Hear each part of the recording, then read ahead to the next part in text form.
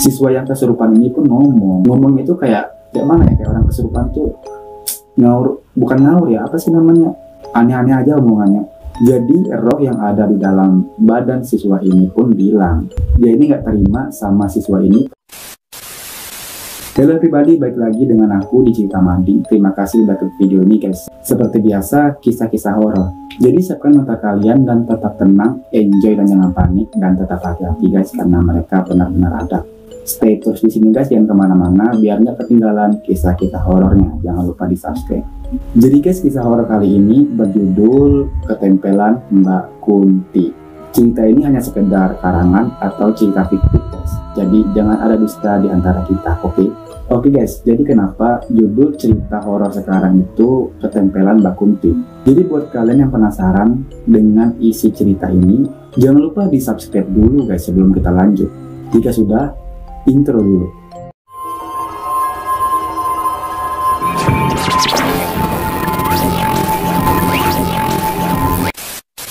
Oke guys, kita masuk ke ceritanya.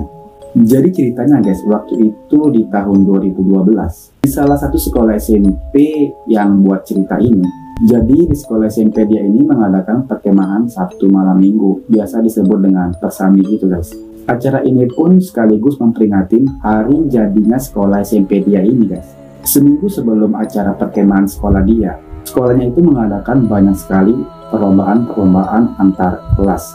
Jadi di SMP dia ini guys, sekolahnya itu dibagi-bagi gitu guys. Tiap-tiap kelas dibagi menjadi 5 kelas, dari ya mulai kelas 7A, B, C, D sampai E, maupun yang kelas 2 dan kelas 3 nya guys. Oke, kita lanjut ke topiknya guys. Jadi ceritanya itu hari terakhir perlombaan. Jadi semua siswa-siswi dari kelas 1 sampai kelas 3 ini pada ngumpul di lapangan upacara gitu guys, sambil dengerin tuh kepala sekolahnya mengumumkan pemenang lomba itu. Dan juga selain menutup acara yang sudah dijalankan selama 1 minggu. Jadi selesai mengumumkan hasil perlombaan, kepala sekolah dia ini juga mengadakan kemah di sekolah itu guys. Kemah Sabtu malam Minggu. Dan para pemenang antar kelas itu akan dikasih trofi atau hadiah gitu guys pas acara api unggun nanti. Para siswa-siswi ini sangat antusias akan diadakannya kemah Sabtu malam Minggu di sekolah dia itu guys. Jadi kepala sekolah ini menyuruh siswa-siswinya itu datang hari Sabtu jam 5 sore. Jadi guys, pas hari Sabtu jam 5 sore, semua siswa dan siswi pun udah pada datang sekolahan itu guys, dengan membawa berbagai peralatan mereka masing-masing. Jadi ini semuanya itu pada baris di lapangan sambil dengerin pembina pramuka membuka acara kemah itu. Jadi guys, ceritanya itu kita percepat ya, jam 10 malam. Ini acara yang ditunggu-tunggu guys. Jadi ini acaranya pembagian trofi pemenang antar kelas tadi.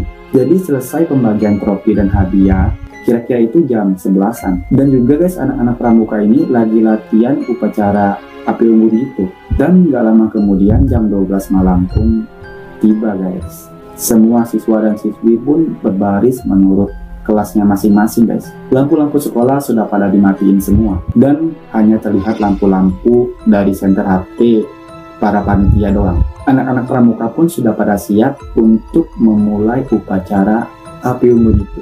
Jadi guys, api unggun sudah menyala dan para petugas-petugas pramuka ini udah balik ke posisinya masing-masing, atau ke posnya lah. Acara pun lanjut dengan renungan malam. Mungkin buat kalian yang pernah ikut kemah atau kayak persami di sekolah gitu, pasti kalian sudah tahu selesai api unggun pasti ada renungan malam gitu.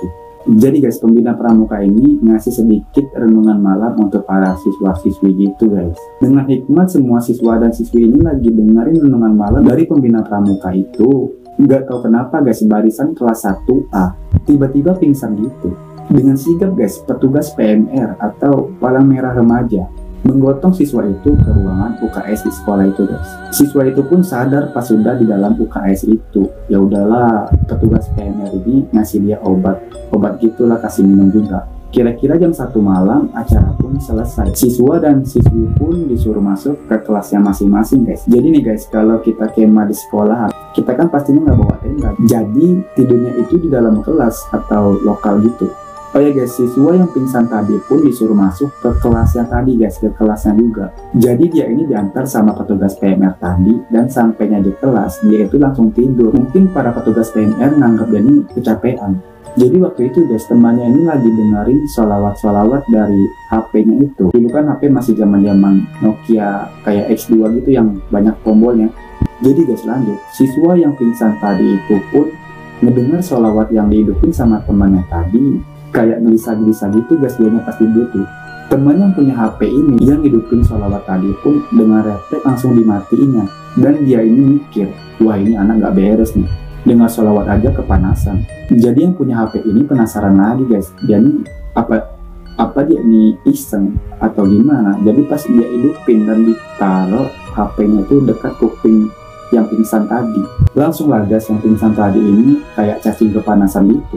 Teriak-teriak gak karuan sampai semua siswa dan para guru pun keluar. Tapi anehnya guys, dia ini teriak itu suaranya berubah jadi kayak suara cewek gitu.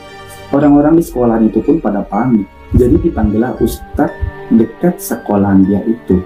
Jadi Pak Ustadz datang ke sekolah itu. Jadi pas mau disembuhin sama Ustadz itu guys, siswa yang kesurupan ini pun ngomong itu kayak mana ya, kayak orang kesurupan tuh ngaur, bukan ngaur ya, apa sih namanya, aneh-aneh aja omongannya.